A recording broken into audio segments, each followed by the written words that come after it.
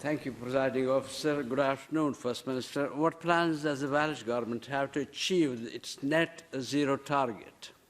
Well, good afternoon as well, to Dr Hussain. Last year we set out our ambition of net zero emissions by 2050. The ambitious actions required are contained in Net Zero Wales. Last month, the Minister for Climate Change informed members of plans to create a public sector renewables developer, just one of the steps needed to achieve net zero. Minister, you are working together to reach a net zero action plan for 2021-2025. Sets out the range of ambition and actions expected by working closely in partnership with a range of organisations. The Welsh Government indicative budget for 2023-24 sets out £2.9 billion for climate change to invest in those areas of delivery where Welsh Government could usefully lead the change we all want to see.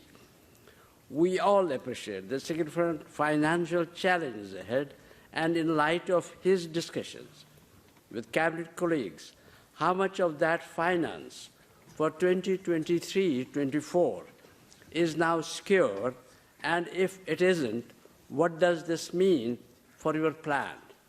Thank you.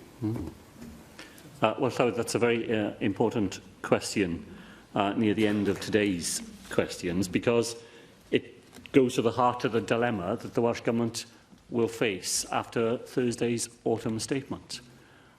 If the Chancellor decides to solve his dilemmas by taking an axe to our capital budgets, then inevitably that will have an impact on our ability to invest the £1.8 billion that Dr Hussain mentioned.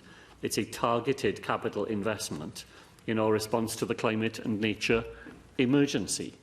Our ambition will be to go on making that investment. If we are serious about the climate emergency, then we have to invest today in those infrastructure projects that allow us to make a better response to it in the future, whether that is in the investment we are making in flood relief, whether it's in the way in which we are able to redesign some of our 21st century schools projects to make sure that buildings play their part in reaching net zero.